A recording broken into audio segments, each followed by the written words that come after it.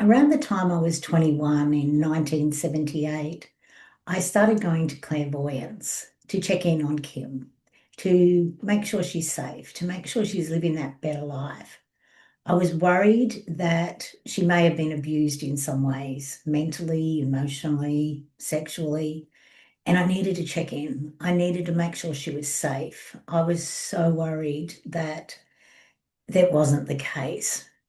Thankfully, I was always told that she was safe, she was living that better life, she was loved, she was just thriving and growing and just amazing. So I always was grateful that I had that way of checking in on her.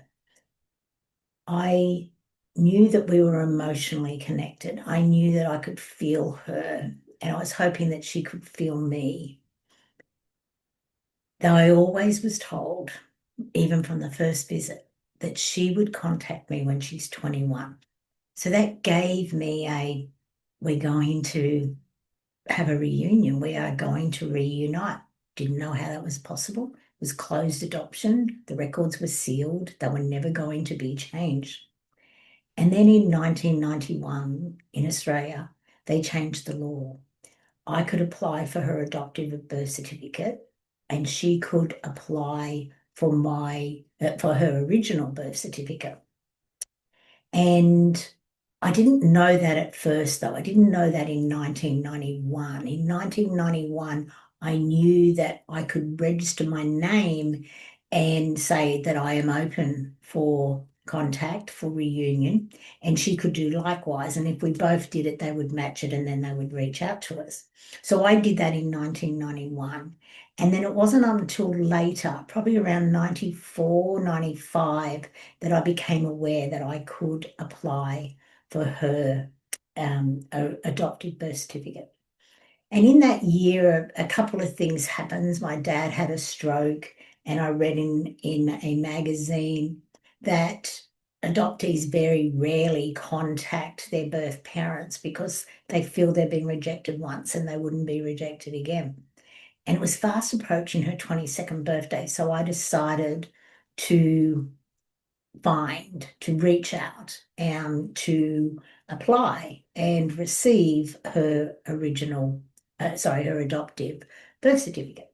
So that all happened, and then I received it 6 weeks later, and then I sent her a letter that I never thought I would ever send because I always thought I had no right to intrude on her life. I had given her up, but I wanted reunion.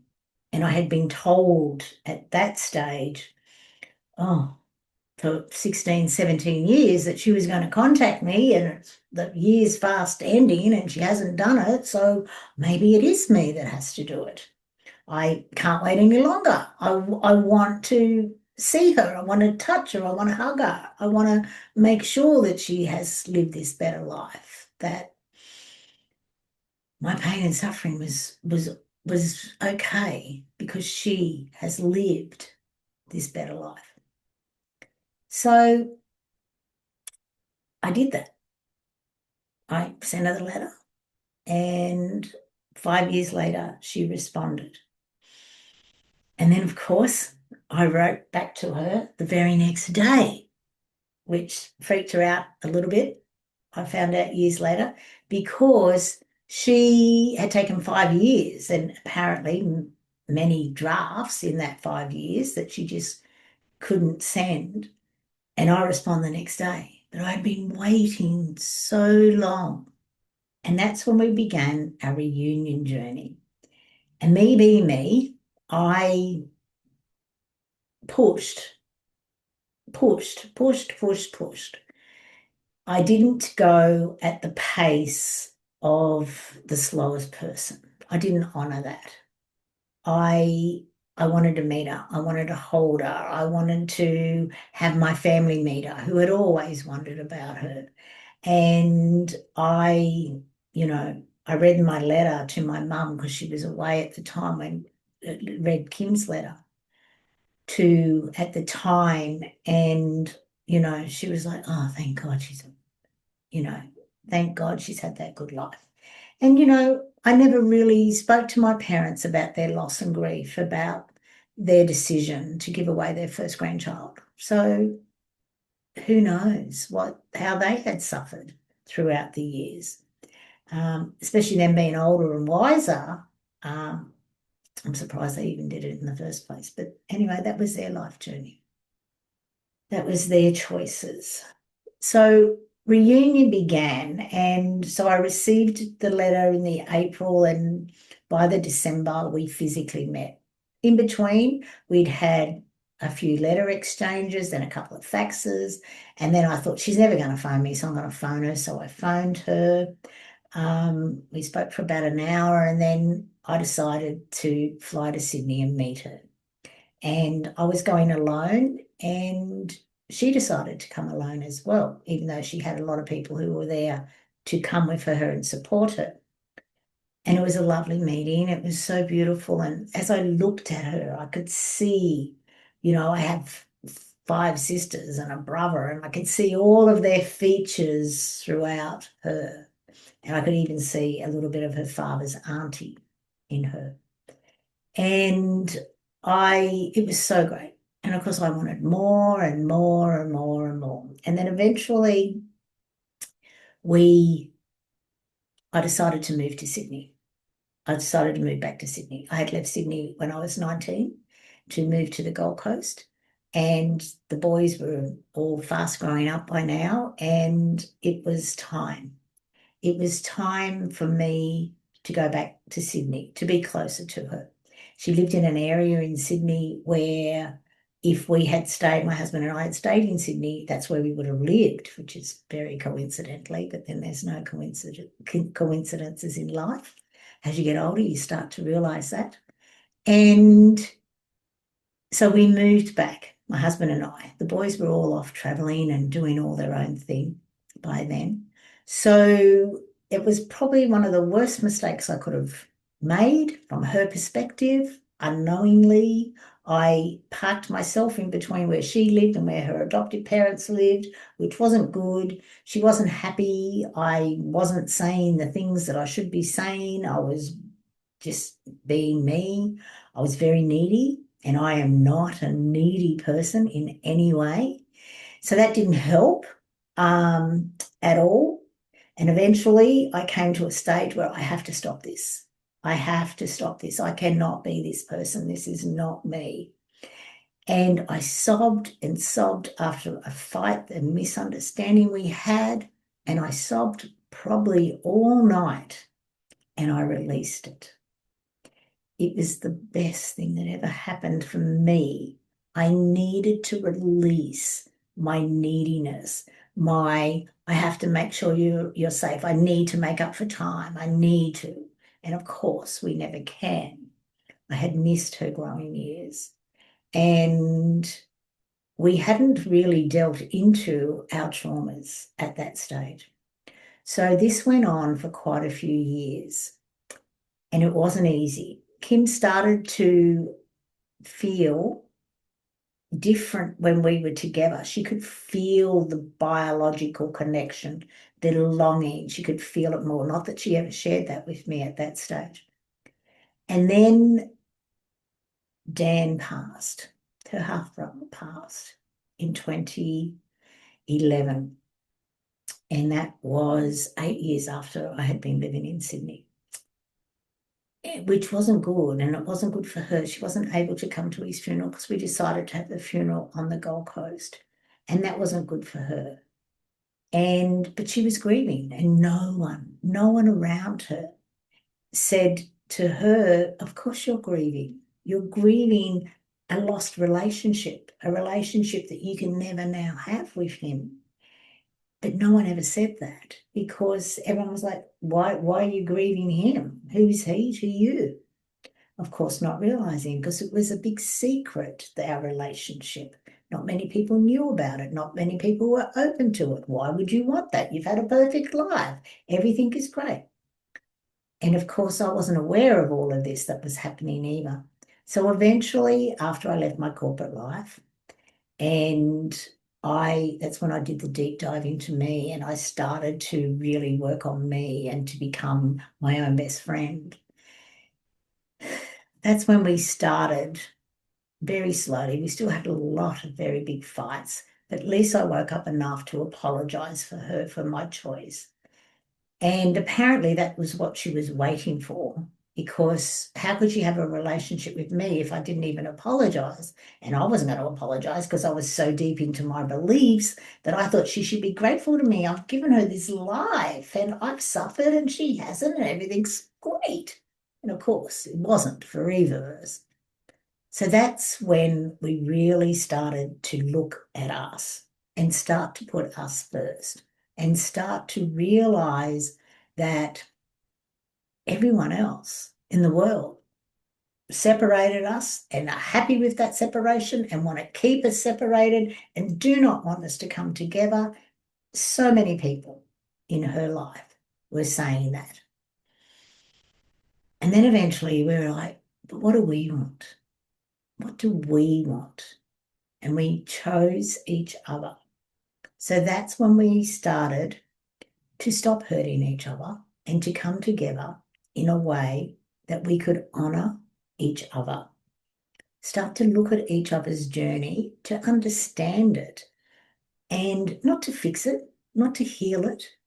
That's our own responsibility. But we can certainly walk beside them and we can acknowledge it and ask questions so we can understand it, so that we can validate it, so that we can ask them to keep talking and to keep sharing their deep feelings and thoughts. And a common trait for many adoptees is that they live in what we now call the swamp of BS thoughts. And they ruminate in it and they need to get it into the light so that they can see it and they can realize that, oh, yes, it doesn't have that control on me and it doesn't have that hold on me. And when we bring it into the light and when we discuss it and we share it and, and we share our misunderstandings over the years. Oh, we've had so many misunderstandings where I've said black and she's heard white and we're both separated, misunderstanding each other and carrying that for however long. And no wonder we would, see each other twice a year, even though we lived 10 kilometers away from each other, probably even closer at times. So that's our reunion journey. And as we really started to honor us, and we're still in the process, it will be a forever process, but we're both here for each other and we're both not going anywhere and we're both listening. And that's the hardest thing for most people, especially in reunion, is to listen. And also to make sure that they're sharing what is true for them, not what they think you want to hear. Because for many years, that's what Kim did. And of course, I'm off, this is what she said, so this is what it is, not realizing that deep within, she has this silent screamer, this wounded inner child who wants to tell me the truth, but has no language, has no voice, has never been encouraged to voice what she is feeling and thinking. So that's the journey that we've been on. And that's the journey of reunion. And that's why I decided I had to find out what happened to her, what that journey was. And that's when I started creating the emotional fingerprint of an adoptee for me and for her. And when I created the first one, the first of the 8 essential lessons, the conception to 6 weeks, I had dived into these themes, these 8 themes for that first life stage. And then I read them to Kim. And I definitely said it very badly when I explained what is it about. She thought that I was writing about her life, and how dare you? You haven't even walked in it. I'm going, no, I'm not writing about your life. I'm writing about the emotional and psychological trauma and where it stems from and how we can understand it, how we can deep dive into all of these different themes within this life stage so we can understand what happened to you. And and when I read it to her and she went, oh, this is really good. Yes, it needs my input, which I gladly accepted because I haven't walked in her shoes. I can research and I can listen to what she has said over the years, but it needs to be a co-creation. And that's what it is. And the whole essence of it was initially for me to understand her more, but it's just grown because it took us so long, nearly 2 decades, for us to come to a place where we could literally be in the same room for more than 2 hours. We could go away for weekends, and now we're away for fortnights, which for the American viewers is 2 weeks. And it's just amazing that we so love being in each other's company.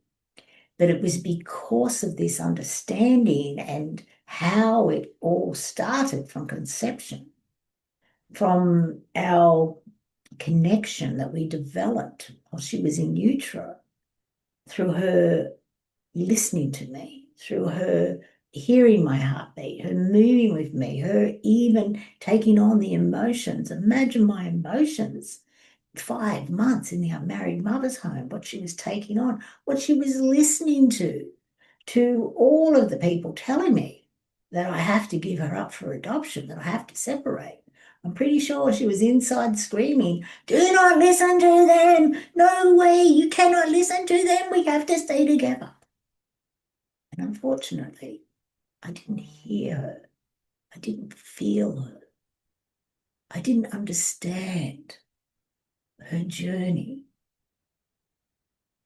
Reunion is not easy, but thankfully, we are in a really good space. Sure, we still have misunderstandings. That's a relationship. What relationship doesn't have misunderstandings at times? Of course we do. But we're here.